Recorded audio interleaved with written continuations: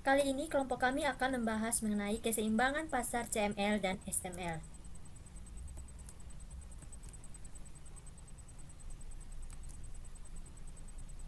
Model keseimbangan Capital Asset Pricing atau CAPM. Model penetapan harga aset modal CAPM adalah sebuah alat untuk memprediksi keseimbangan imbal hasil yang diharapkan dari suatu aset berisiko.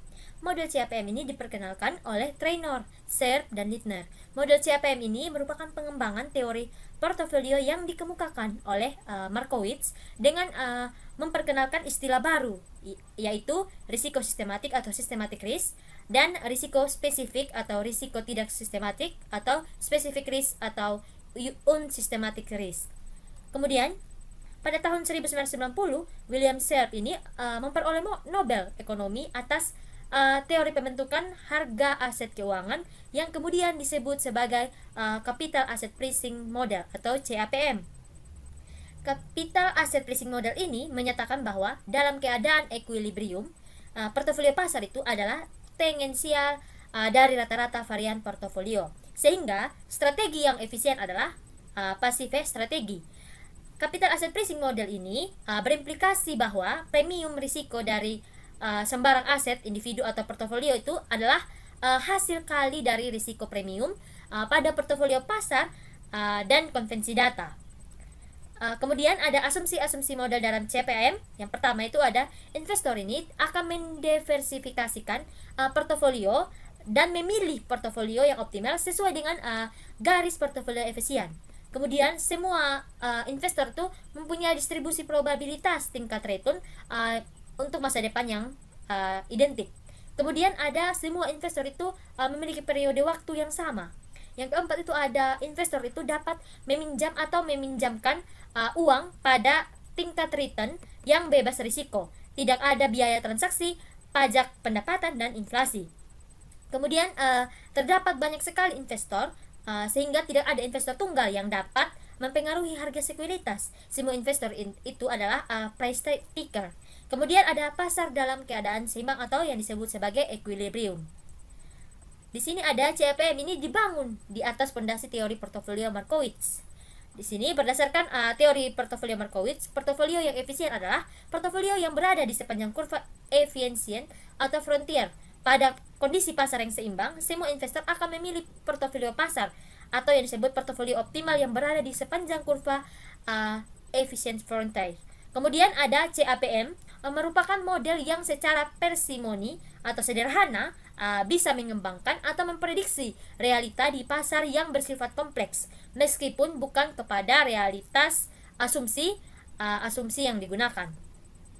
Kemudian oleh karena itu ini CAPM ini sebagai sebuah model keseimbangan bisa membantu kita menyederhanakan gambaran realitas hubungan return dan risiko dalam dunia nyata yang terkadang sangat kompleks. Apabila semua asumsi di atas dipengaruhi, maka akan terbentuk suatu pasar yang seimbang. Dalam kondisi pasar yang seimbang ini, investor tidak akan bisa memperoleh return abnormal atau return ekstra dari tingkat harga yang terbentuk, termasuk bagi investor yang melakukan perdagangan yang spekulatif. Kemudian portofolio pasar seharusnya meliputi semua aset berisiko yang ada, baik itu aset finansial yang di dalamnya ada obligasi, opsi, future, dan sebagainya, maupun aset real yang di dalamnya seperti emas dan real estate. Nah, namun dalam kenyataannya hal tersebut ini sulit dilakukan karena jumlah yang banyak sekali dan tidak mungkin dinikmati satu persatu. Untuk itu diperlukan suatu proxy atau portofolio pasar yang bisa diwakili oleh portofolio yang terdiri dari semua saham yang ada di pasar. Produksi ini bisa diwakilkan oleh nilai indeks pasar. Untuk melanjutkan indeks pasar, inilah yang digunakan sebagai portofolio pasar. Garis pasar modal atau capital market line. Hubungan antara risiko dan return portofolio efisien akan menghasilkan garis pasar modal atau capital market line, sementara hubungan antara risiko dan return sekuritas individual akan menghasilkan garis pasar sekuritas atau security market line. Garis pasar modal menggambarkan hubungan antara return harapan dan risiko total dari portofolio efisien pada pasar yang seimbang. Contohnya, dalam kondisi pasar yang seimbang, return harapan pada portofolio pasar adalah 15%, dengan deviasi standar sebesar 20%. Tingkat return bebas risiko sebesar 8%. Slope CML akan sebesar 0,15 dikurang 0,08 dibagi 0,20 sama dengan 0,35. Dengan demikian, slope CML sebesar 0,35 ini dapat diartikan bahwa setiap terjadi kenaikan 1% risiko portofolio, maka tambahan return yang disyaratkan oleh pasar sebesar 0,35%.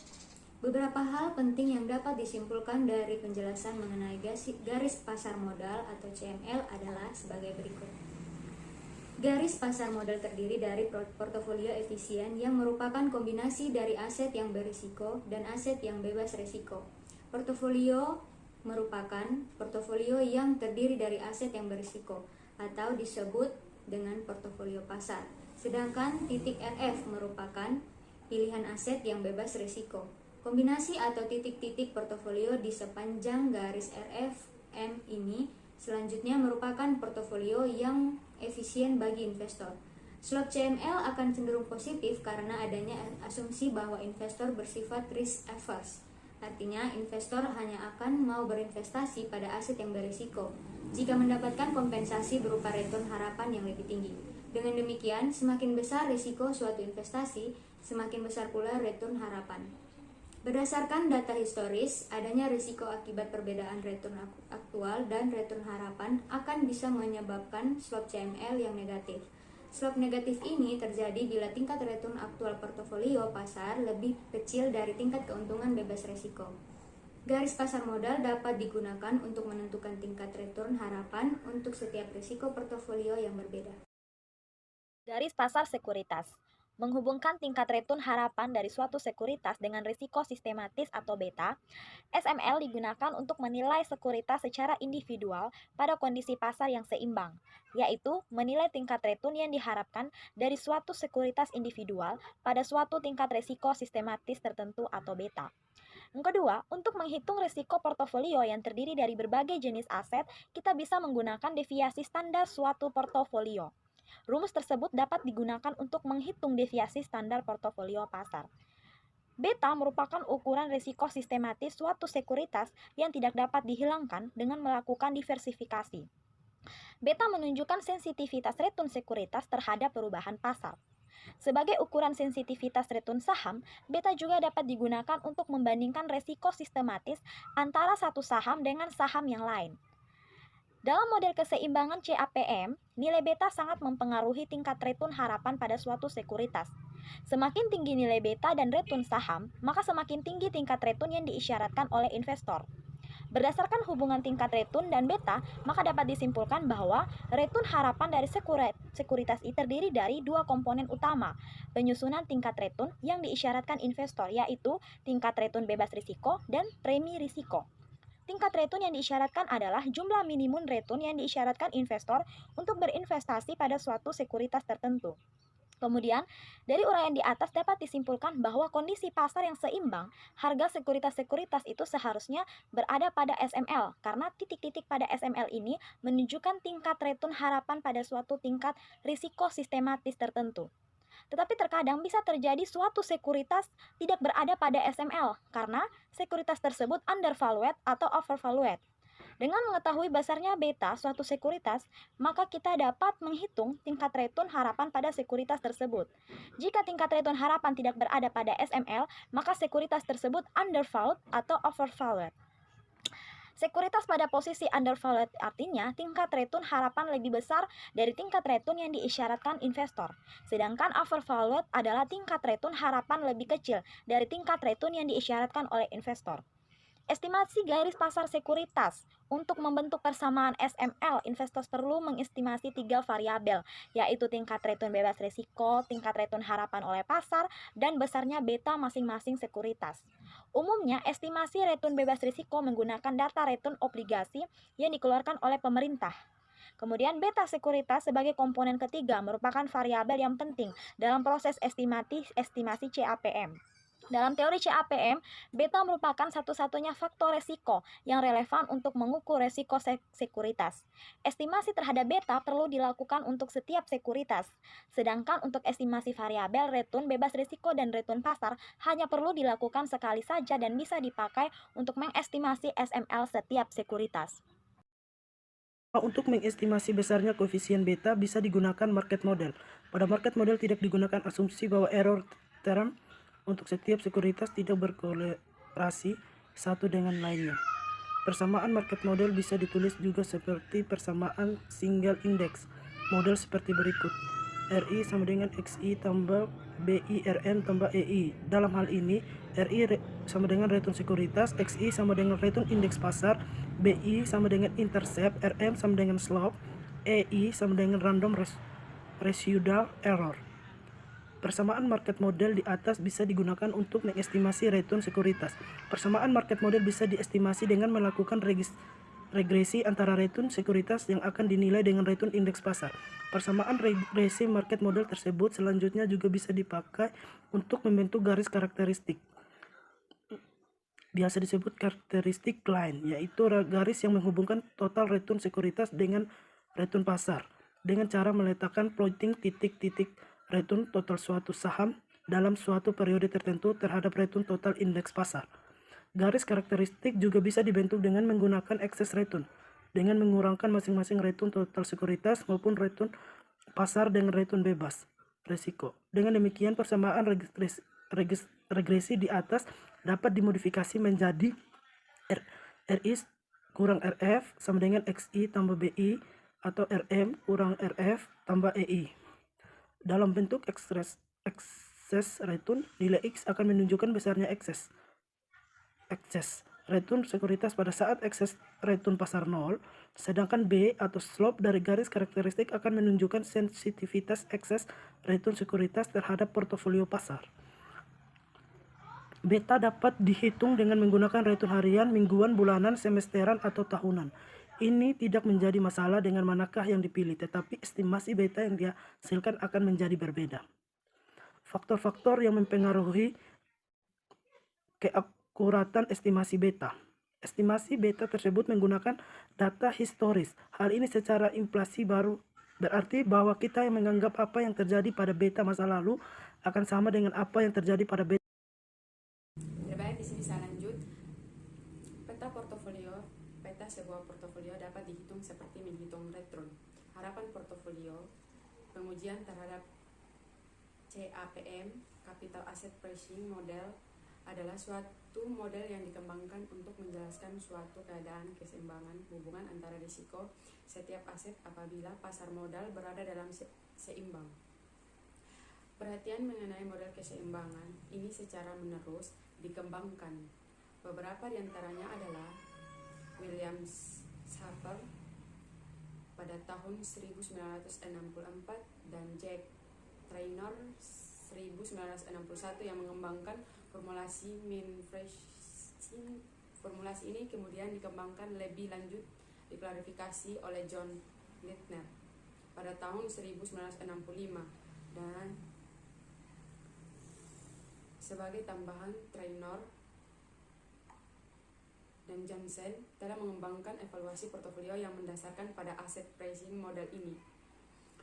Capital Asset Pricing Model CAPM merupakan model yang menggambarkan hubungan risiko dan pengembalian yang diharapkan. Dalam model ini, pengembalian surat berharga yang diharapkan adalah tingkat bebas risiko ditambah premium yang didasarkan pada risiko sistematis surat berharga. Yang pertama, dalam keadaan equilibrium rate of return investor untuk suatu saham akan dipengaruhi oleh risiko saham tersebut.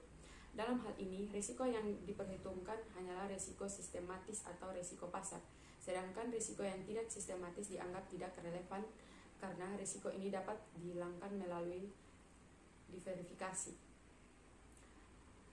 Dalam standar CAPM menggunakan beberapa asumsi, yaitu yang pertama, tidak ada biaya transaksi. Yang kedua, investasi sepenuhnya bisa dipecah-pecah, tidak ada pajak penghasilan bagi para pemodal.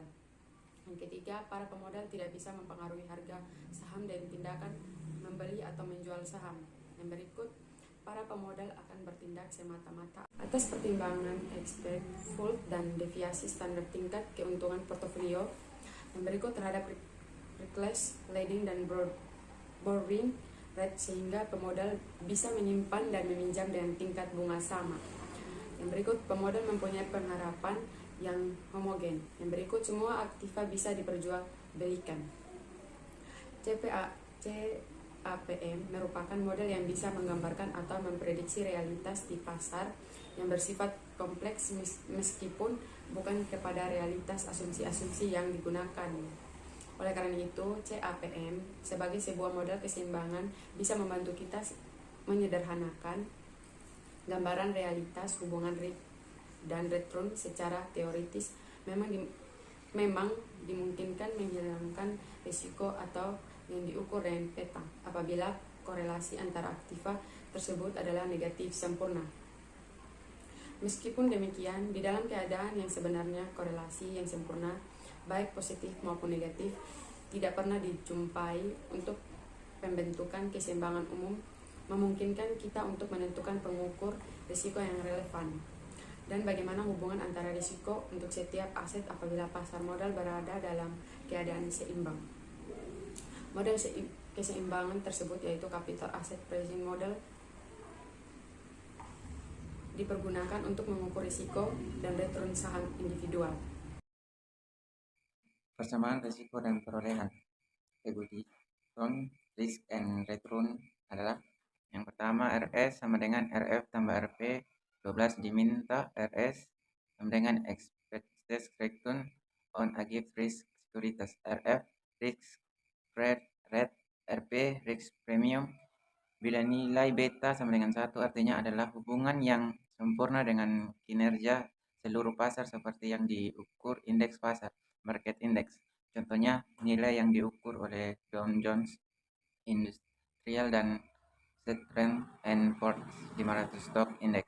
Hubungan ini dapat digambarkan dalam contoh pada gambar. Beta adalah ukuran dari hubungan paralel dari hubungan saham bisa dengan seluruh tren dalam pasar saham. Bila beta lebih dari 1,00 artinya saham cenderung naik dan turun lebih tinggi daripada pasar. Beta lebih dari 1,00 artinya saham cenderung naik dan turun lebih rendah daripada indeks pasar secara umum. General Market Index. Perubahan persamaan risiko dan perolehan ekuitas risiko dan return dengan memasuk faktor beta dinyatakan sebagai RS sama dengan RF tambah beta S dalam kurung RM sama dengan RF.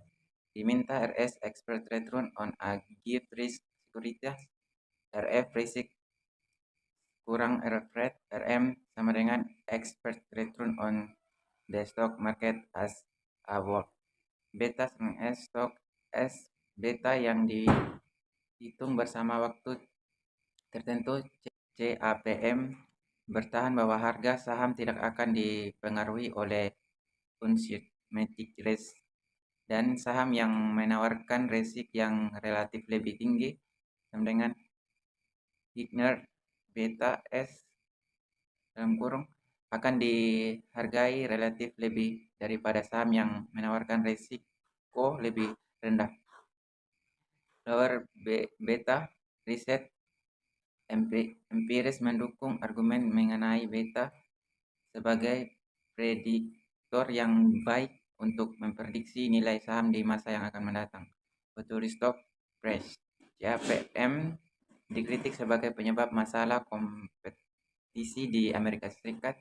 Manajer di sebuah perusahaan di Amerika Serikat yang menggunakan CAPM terpaksa membuat investasi yang aman dalam jangka pendek dan perolehannya dapat diprediksi dalam jangka pendek daripada investasi yang aman dan perolehan dalam jangka panjang. Pada penelitian tahun telah menggunakan CAPM untuk menguji hipotesis yang berhubungan dengan hipotesa pasar efisiensi. Jadi yang pertama Jadi CAPM memberikan prediksi hubungan antara risiko dan tingkat imbalan hasil harapan expected return of return (R) dari sebuah aset, misalnya saham, dan hubungan antar tingkat imbang hasil saham tersebut terhadap tingkat imbalan hasil pasar. Salah satu asumsi dari CAPM adalah hubungan investor melakukan diversifikasi. Karena itu, menurut CAPM, risiko yang relevan hanya schematic reversing risiko menjadi tidak begitu relevan karena risiko ini dapat diminimalisasi dengan melakukan verifikasi. Rumus CAPM expected return beta relationship (R kurang RF) sama dengan RM dalam RF diminta R expected return of return RF tingkat suku bunga bebas risiko.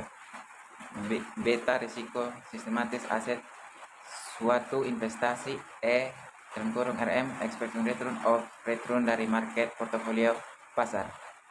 Oke, selanjutnya RM kurang RF disebut sebagai premi risiko karena mencerminkan kompensasi atau kesanggupan investor dalam menanggung risiko di atas tingkat suku bunga bebas risiko. Portofolio pasar adalah portofolio yang mewakili semua kesempatan investasi yang ada. Sebagai pendekatan dapat digunakan indeks harga saham gabungan IHSG di bursa saham.